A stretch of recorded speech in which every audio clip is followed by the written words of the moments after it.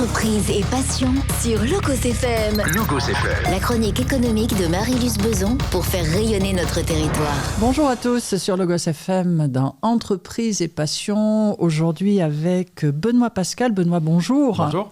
Benoît, vous êtes président du World Festival d'Ambert et je pense qu'on va là aussi encore une fois avoir une émission remplie de passion et passionnante. Alors Benoît, d'abord, qui êtes-vous? Produit du terroir, pas produit du terroir?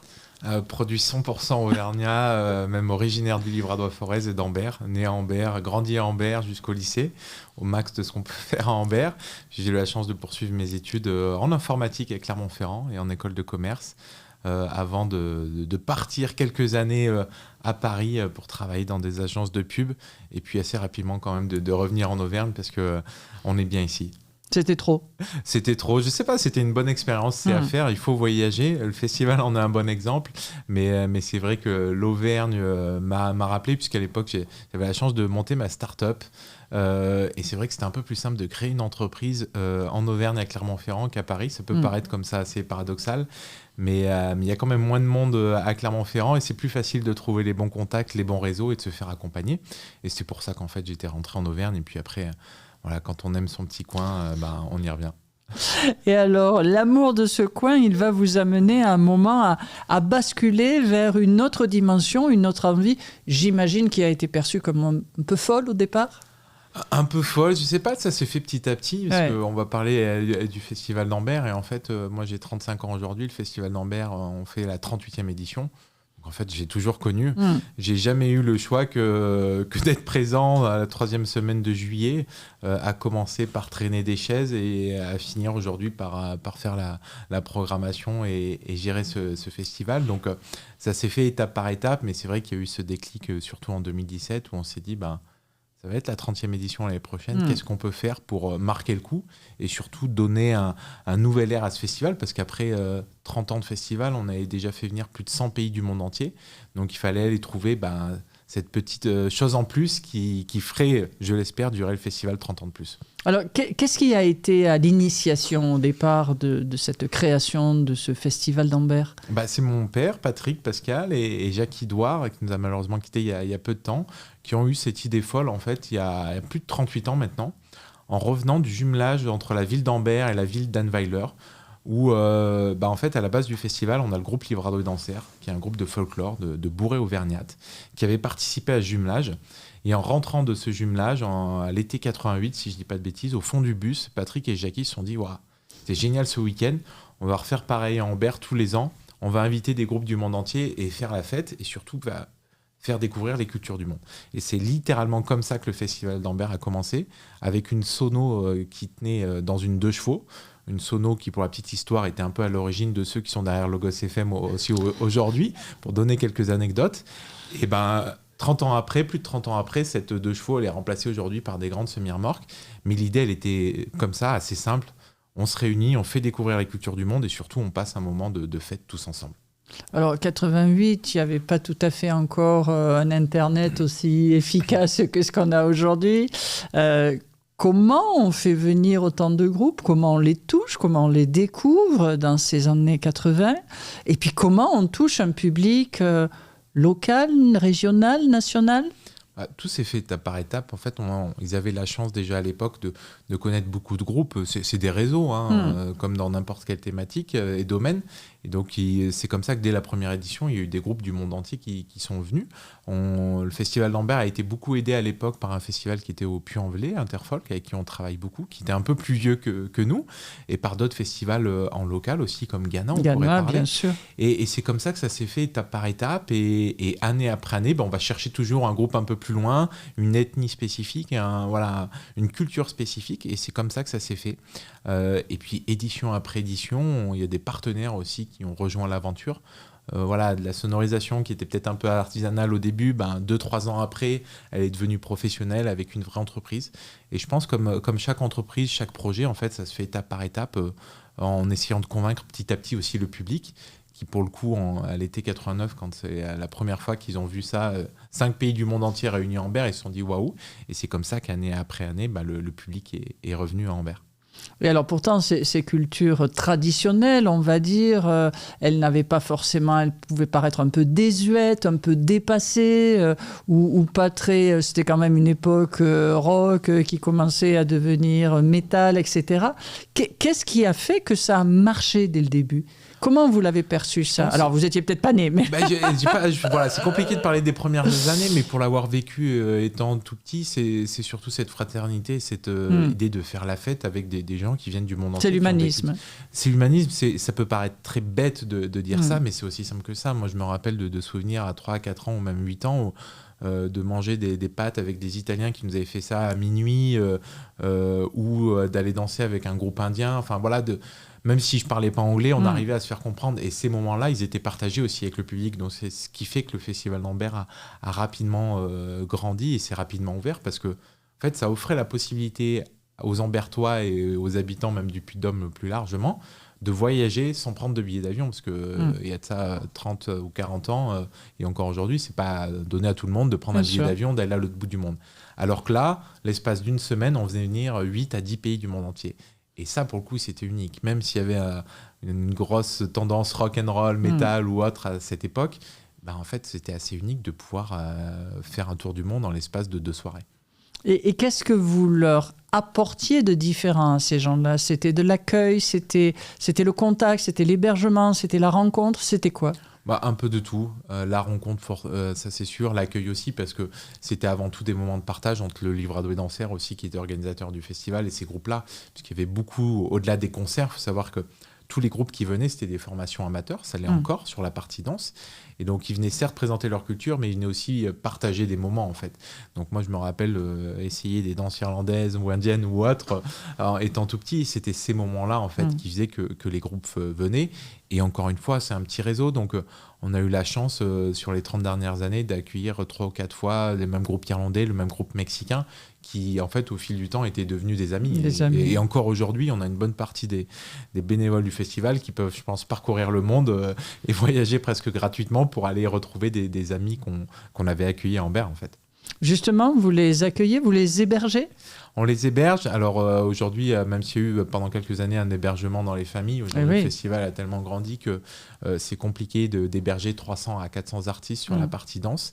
Et donc, ça devait être quelque chose d'assez exceptionnel, ça. Ça, c'était des moments forts parce que quand vous accueillez des gens du monde entier chez vous, c'est là que vous vous rencontrez vraiment, que vous pouvez discuter et voir les différences culturelles et que ça rend aussi un peu plus de richesse. Aujourd'hui, tous ces artistes sont hébergés dans les internats, collège-lycée. Ça reste néanmoins un gros moyen et un gros moment d'échange parce que là aussi, dans un seul lycée, par exemple, lycée d'Ambert, vous allez avoir un groupe d'Amérique latine, un groupe de l'Europe de l'Est ou d'Afrique qui vont être logés au même endroit.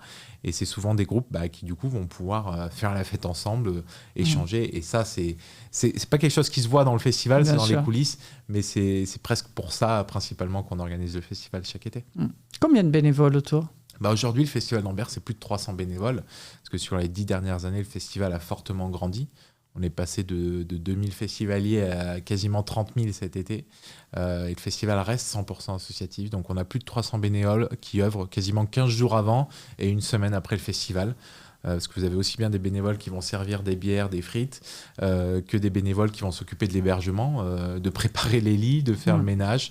On a aussi des bénévoles qui font du transport, donc on a un peu toutes ces petites mains nécessaires en fait à la logistique pour accueillir du mieux possible tous ces artistes en fait, tout simplement. Et quand on sait la difficulté qui est fréquemment exposée justement de trouver, de faire impliquer les uns et les autres, là aussi, qu'est-ce qui fait que... Alors, je sais, on l'a souvent écouté à cette antenne, le Livradois-Forez est un endroit merveilleux et Ambert est une terre de cocagne, mais malgré tout, qu'est-ce qui fait que vous arrivez, de ce que j'ai compris, sans trop de difficultés, à avoir cette manne qui vient collaborer? Je vais reparler du Livradois-Forez et d'Ambert. Oui. Je suis obligé parce que Xavier et moi en parlait il y a peu de temps ici à cette antenne. On a la chance d'avoir un territoire hyper dynamique, notamment alors, sur le volet entreprise, mais sur le volet associatif aussi. Si vous regardez le mois de juin au mois d'août dans le Puy-de-Dôme, je vais être un peu chauvin. Je pense que s'il y a un coin du Puy-de-Dôme qui bouge le plus, c'est Ambert. On a une course de moto, des courses de vélo, le festival, on a les Fourmopholies. On a tout un tas d'événements comme ça qui sont très dynamiques. Donc je pense que ça, c'est la base. On a la chance d'avoir beaucoup de gens investis dans les associations et dans le bénévolat à Ambert. C'est vraiment le fondement qui fait qu'aujourd'hui, notamment, le festival peut s'organiser dans ces conditions. Et après, c'est l'accueil et l'expérience qu'on vit. Aujourd'hui, on a de plus en plus de bénévoles, nous, qui viennent de toute la France, de Bretagne, de Savoie, qui viennent à Ambert parce qu'ils savent qu'ils vont partager un moment exceptionnel. Moi, le premier aujourd'hui qui suis bénévole, la partie que j'adore, c'est le montage du festival. Pourquoi ? Parce que vous êtes avec des gens de 18 à 70 ans qui vous apprennent un peu la vie, à vous servir d'une visseuse et autres, mais c'est des moments de débrouillardise et c'est des moments simplement de vie, en fait, où on partage un instant ensemble. Alors, c'est dur, hein, faut y bosser, faut préparer, mais c'est vrai que cette expérience-là, ce moment qu'on vit là, plus que le concert, et ben en fait, c'est ce pourquoi les gens reviennent, et c'est aussi ce bouche à oreille. On le voit notamment cette année, où à l'heure où je vous parle, on est déjà quasiment complet aussi sur les bénévoles, parce que le mot se passe, et c'est vrai que cette expérience qu'on vit, même si on n'est pas bricolo, même si on ne sait pas faire des frites, et ben on revient. Et je vais faire une petite anecdote là-dessus. On a notre bénévole un peu chef des frites. La première fois qu'il est arrivé à Ambert, il n'avait jamais fait de frites de sa vie. Et aujourd'hui, c'est lui qui fait les quasiment 4000, une tonne de frites sur le week-end et qui revient chaque année. Et je pense que ça résume tout du festival d'Ambert et des bénévoles. C'est le plaisir, c'est un peu le côté colo que l'on retrouve. Clairement, c'est un bon terme, j'avais pas pensé, mais c'est le côté colo, notamment sur le montage, où vous vous retrouvez avec des gens que vous connaissez pas de toute catégorie sociale, mais en fait vous êtes là pour monter une tente, que le site soit prêt et vous y allez. Et ça, c'est vrai qu'aujourd'hui, à l'heure du tout digital, c'est des moments comme ça dont on a besoin. Merci d'être resté avec nous dans Entreprise et Passion, avec aujourd'hui Benoît Pascal pour nous parler de ce World Festival Ambert, 38e édition, le partage de toutes les cultures du monde. Vous avez 35 ans, mais vous avez grandi. Alors, je ne vais pas dire que vous êtes né sur ce festival, mais on pourrait presque le dire. On pourrait presque. Alors, comment est-ce que d'année en année, on réussit à attirer de nouveaux visiteurs, de nouveaux passionnés? Est-ce qu'il y a un creuset central? Est-ce que ce n'est que de la nouveauté tous les ans? Comment ça se passe? C'est une très bonne question. C'est un peu des deux. Je dirais il y a une base quand même sur le festival où pendant 38 ans, on a toujours voulu se remettre en question année après année. La base, c'est uniquement des groupes de danse du monde, de folklore. À la 20e édition, ils ont fait venir les Chœurs de l'Armée Rouge, on a eu des groupes comme Triane, on a eu cette ouverture, et ça a été le cas en fait tous les ans. On a même eu des défilés de mode aussi sur différentes esthétiques. Donc je pense que la nouveauté a toujours été présente. On peut le voir encore cette année où on fait venir une grande roue. Je pense qu'il n'y a jamais eu de grande roue de 20 mètres de haut à Ambert, et ce sera la première à Ambert. Il y a de ça 3 ans, on a dit tiens, on va faire venir des chefs étoilés qui vont venir faire des sandwichs sur la thématique de la programmation à la place des food trucks. Donc voilà, on a toujours plein d'idées. Je pense que c'est ce qui fait que les gens reviennent année après année. Et puis après, on a cette base-là de fête, de fraternité qui est vraiment sincère et réelle à Ambert, où quand vous arrivez, en fait, même les bénévoles, ils ont le sourire parce qu'ils sont contents de voir tout le monde. Et ça, on le voit de plus en plus dans les retours des festivaliers. Il y a de ça 3 ans, on va dire qu'on avait 40% des festivaliers qui venaient pour la programmation. Aujourd'hui, on en a 40% qui viennent pour l'ambiance. Donc ça, nous, c'est notre plus grande fierté. Mais ça montre qu'on a réussi à créer cette atmosphère à Ambert. C'est pas quelque chose que nous, on gère à proprement parler. Mais c'est vrai que même les nouveaux bénévoles qui arrivent là, on la banane. Et ça, quand vous êtes festivalier, vous venez avant tout faire la fête et profiter d'un bon moment. Donc quand vous avez des gens qui sont heureux autour de vous, et c'est le meilleur moment. Et c'est pour ça que les gens reviennent. Et avec ces petites nouveautés qu'on ajoute tous les ans, ils savent qu'il y a toujours une surprise l'année d'après. Donc c'est pour ça, je pense, qu'ils reviennent d'année en année. Et puis vous avez fait aussi le choix de ne pas être dédié que à un créneau d'âge, mais d'avoir cette palette totalement ouverte. Depuis toujours, le festival d'Ambert, son seul ADN, c'est de faire la fête et de faire découvrir les cultures du monde et d'ouvrir au sens large la culture. Et depuis toujours, en fait, le festival a décidé d'être gratuit pour les plus jeunes ou d'avoir un tarif très accessible, moins de 6 ans. Et de 6 à 10 ans, aujourd'hui, vous payez votre place 7 €. Donc, ce qui permet en fait d'initier déjà les jeunes à la musique et à la danse. Donc, c'est demain d'avoir des futurs festivaliers, mais c'est surtout l'occasion de venir en famille à moindre coût. Et on le voit sur le festival. Aujourd'hui, on a 35 ans de moyenne d'âge, mais on a un public très familial où vous avez beaucoup d'enfants qui se baladent même tout seuls dans l'enceinte du festival. Ça me fait toujours rire, mais tous les ans, on connaît 2-3 enfants qui ont leur numéro de téléphone de marqué sur le bras, et comme ça, s'ils sont perdus, ils peuvent appeler. Mais ça montre qu'en fait, faire appeler, mais ça montre qu'en fait, ils se sentent en sécurité, que les parents sont en sécurité. Et même s'il y a des gens qui ont un peu bu, ils font attention aussi à ça. Et c'est vrai que ça, c'est pour nous une grande fierté de pouvoir voir des familles qui viennent profiter d'un bon moment, et souvent qui laissent un peu les enfants. On se retrouve à tel container ou devant la scène à telle heure, et que tout se passe bien. Et ça, pour nous, c'est notre plus grande fierté, parce que si les gens se sentent en sécurité dans le festival, ils reviendront. Et c'est vrai que d'avoir fait le choix en fait d'ouvrir le festival aux enfants, aux plus jeunes, ça a apporté cette atmosphère-là, très festive, mais en même temps très respectueuse. Et ça, pour le coup, c'est très cool. C'est la fête de village format XXL. Exactement. Mais qui vous a amené aussi, alors comme toute manifestation publique de toute façon qui relève de la préfecture, avec un volet d'attention, alors vous dites de sécurité, de sérénité presque, on entend derrière votre propos, mais aussi d'anticipation et de prévention. Comment est-ce que vous gérez ça ? Ça, c'est des choses qui ont été intégrées en fait en fil rouge dans le festival depuis le début, parce que l'idée, c'est de réunir les gens pour faire la fête, mais on veut que ça se passe correctement dans le respect de tous. C'est aussi notre ADN très ouvert sur le monde et sur les cultures et la différence qui fait qu'en fait, assez rapidement, le volet prévention a été intégré dans le festival, non pas par obligation, mais par volonté. Il faut savoir qu'aujourd'hui, par exemple, vous avez une 30aine de bénévoles qui ont été formés au VHSSS, donc violence, harcèlement sexiste et sexuel, et donc qui sont capables d'agir en cas de situation de harcèlement ou de violence dans l'enceinte du festival.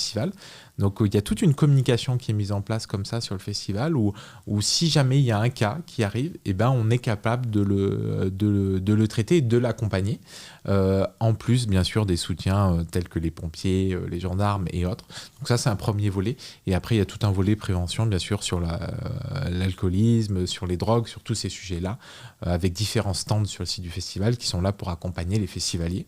Ça passe par ça, mais ça passe aussi par l'accompagnement, par exemple, ces dernières années, d'une grosse augmentation des boissons soft, on va dire, sans alcool, ou des alternatives sans alcool, comme la bière sans alcool. Alors, on sait que c'est une tendance de fond aujourd'hui dans le marché de l'événementiel, mais c'est quelque chose qu'on a poussé assez tôt pour aussi apporter cette prévention-là. C'est-à-dire qu'on peut faire la fête, on peut boire un ou deux coups, mais tout en étant mesuré, et puis pour respecter en fait les gens qui sont autour de nous.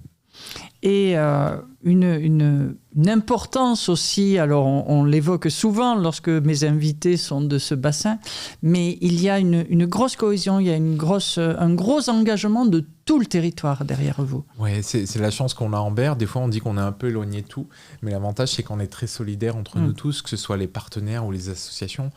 Moi, j'aurais une petite anecdote à vous raconter. C'est l'été 2021. Encore en période Covid, et un mois avant le festival, on nous donne l'autorisation d'ouvrir le festival. Alors, pour ceux qui se rappellent, à l'époque, il fallait 4 mètres carrés par personne. Donc, je ne vous raconte pas les nœuds qu'on s'était fait. Et coup de chance, on arrive à organiser ce festival.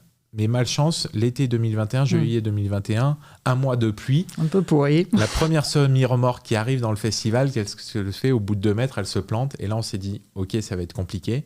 Qu'est-ce qui s'est passé ? Le festival s'est déroulé dans 40 cm de boue. Et 24 heures avant l'ouverture du festival, l'arrière-scène, les backstage, ce qu'on appelle, doit accueillir des semi-remorques. Parce que tous les artistes, aujourd'hui, quand ils tournent en tourbus et avec des semi-remorques, ils amènent leur décor. Et là... non, ça va pas le faire. À la nage ou en radeau. Et là, je me rappelle, en fait, en l'espace de 2 heures, d'appeler un transporteur et d'appeler un fabricant de palettes à côté d'Ambert, à Arlan. Et ils nous ont livré 80 mètres cubes de copeaux de bois qui a permis de créer un chemin et qui nous a permis de faire descendre les véhicules. Comme une autre entreprise qui nous a fourni peut-être 200 palettes pour créer des chemins. Ça, c'est la solidarité qu'on a en Berre avec les entreprises, mais aussi avec les autres associations. Tous les ans, on échange plein de matériel avec les grosses associations du territoire. Et ça, pour le coup, sans ça, ça serait compliqué aujourd'hui d'organiser un festival. Savoir qu'un festival de musique, aujourd'hui, ça s'équilibre souvent en étant complet, voire plus. Et donc, c'est vrai que toute cette solidarité, elle est importante pour continuer à vivre et revenir année après année. Et justement, ça s'équilibre, le World Festival d'Ambert ? Ça s'équilibre, je touche du bois. Ces dernières années, ça s'équilibre. Mais encore une fois, vous voyez, ça fait 2 ans qu'on est complet, un mois avant. Mais même en étant complet en billetterie, le festival n'équilibre pas. C'est-à-dire qu'il faut quasiment 1 ou 2 jours de vente de boissons, de bières, de sandwichs pour équilibrer. Alors après, c'est aussi une particularité du Festival d'Ambert, parce que notre festival est autofinancé à 95%. C'est-à-dire qu'on a seulement 5% de subventions publiques, donc c'est vraiment minime. Alors, comme je le répète aux élus, elles sont importantes, mais c'est vrai qu'on pourrait presque faire 100. Par contre, la contrepartie, c'est que il faut vendre beaucoup de billets et il faut que les gens consomment sur place. Sinon, on n'arriverait pas à équilibrer. Je prends l'exemple d'il y a 2 ans. On a équilibré le festival le samedi à 21h. 2 heures après, on a un orage qui est arrivé et on a fermé le site du festival un peu plus tôt. Si cet orage était arrivé le samedi matin, on aurait été un peu en difficulté. Après, on reste une association de loi 1901, on n'est pas là pour faire des bénéfices, mais c'est vrai qu'année après année, de juste arriver à l'équilibre, c'est toujours plus compliqué. Et encore cette année, par exemple, avec l'essence, où on s'attend à quelques surprises d'ici cet été, mais avec passion et acharnement, le Festival d'Ambert arrive à l'équilibre, on va dire presque 2 années sur 3. Alors vous disiez 300 bénévoles sur le festival, on le comprend, c'est le temps fort, mais sur le reste de l'année, forcément, ça bouge. Combien êtes-vous et puis qu'est-ce qui vous porte à tous ? On est très nombreux en fait, on a 300 bénévoles la semaine du festival, mais il faut savoir qu'aujourd'hui le Festival d'Ambert, donc c'est 2 salariés et c'est une vingtaine de bénévoles qui se réunissent en conseil d'administration une fois par mois. Et en plus, ces vingtaines de bénévoles sont rejoints par 20, 30 autres bénévoles, un week-end sur 2 de janvier à juillet pour préparer le festival. Donc voilà, on a des bénévoles la semaine du festival, mais aussi toute l'année. Et après, qu'est-ce qui les porte ? Je pense que c'est l'amour du festival, l'amour du territoire.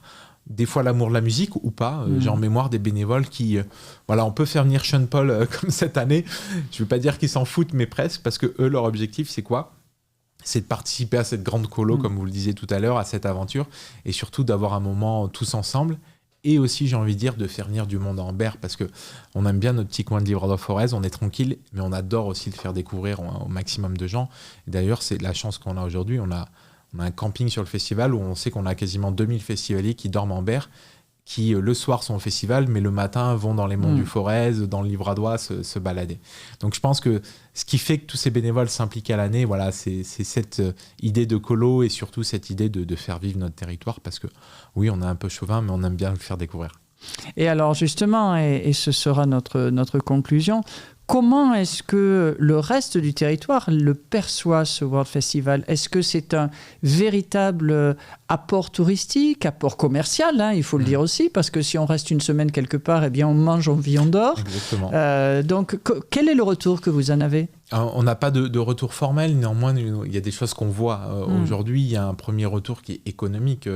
Sur 2 millions d'euros du budget du festival, on a 70% de nos dépenses, hors programmation artistique, qui sont faites sur le territoire. Donc vous avez à peu près 600-700 000 euros qui sont dépensés sur la communauté de communes d'Ambert-Livradois-Forez, juste par le festival. Donc c'est déjà impactant. Bien sûr. Et ensuite, vous avez 10 000 festivaliers par jour, dont on sait que la moitié dorment à Ambert. D'ailleurs, souvent, d'une année sur l'autre, les hébergements sont pris. Là, on est à 2 mois ou 3 mois du festival. Vous avez déjà tous les hébergements qui sont complets. Donc voilà, on n'a pas ces chiffres concrètement aujourd'hui, on n'a pas fait d'études, mais on sait que déjà d'un point de vue hôtellerie, restauration, il y a un gros apport sur le festival, ça c'est inévitable. Et puis après, un gros apport aussi touristique, parce que les gens viennent, vont se balader, vont à la piscine, vont faire du train, découvrent et reviennent aussi derrière. Et puis bien sûr, ils viennent déguster notre belle forme d'Ambert, inévitablement. Donc les retours sont très positifs économiquement. Et j'ai envie de dire, après, moralement, aujourd'hui, je pense que tous les Ambertois sont fiers du festival. Et nous, on est encore plus heureux côté organisation quand on voit des gens avec leur t-shirt Festival d'Ambert dans d'autres festivals, où souvent on nous dit, mais vous avez payé des gens pour... Non, ils sont juste fiers d'avoir ce gros marquage Festival d'Ambert. Donc, c'est vrai que ça se mesure pas, mais les retours qu'on a chaque été sont positifs. Et surtout, on va en revenir tout à l'heure, on parlait de solidarité. Quand on contacte des bénévoles ou des entreprises, j'aurai un petit exemple, il y a de ça 15 jours, on avait un problème d'eau. On a appelé l'agence Veolia Ambert et ils nous ont dépanné alors qu'ils n'étaient pas forcément de garde et en l'espace d'une heure, on avait de l'eau. C'est des petites anecdotes, mais ça montre aussi, je pense, que ce festival, il n'appartient pas qu'au Livradois d'Anser, mais il appartient à tous les acteurs du territoire. Alors, on a envie de venir, on fait comment ? Festival d'Ambert, festival-ambert.fr. Sur notre site web et les réseaux sociaux, vous aurez toutes les infos. Voilà, on a une programmation qui va cette année de Sean Paul sur la dancehall jamaïcaine, Amos Iman sur l'électro, ou encore Gaëtan Roussel, Gaël Faye, ou même Airborne. On parlait de rock et de métal tout à l'heure. Donc une programmation très éclectique, accessible à tous. Il reste quelques billets, pas beaucoup. Ils sont disponibles sur festival-ambert.fr. Donc voilà, n'hésitez pas à les acheter. Ce sera très vite complet. C'est pas de la fausse pub, c'est réel. Donc dépêchez-vous et on sera très content de vous accueillir cet été. Merci à vous. Donc rendez-vous au World Festival d'Ambert et à très bientôt sur l'antenne de Logos FM. C'était Entreprise et Passion sur Logos FM. La chronique économique de Marie-Luce Beson pour faire rayonner notre territoire.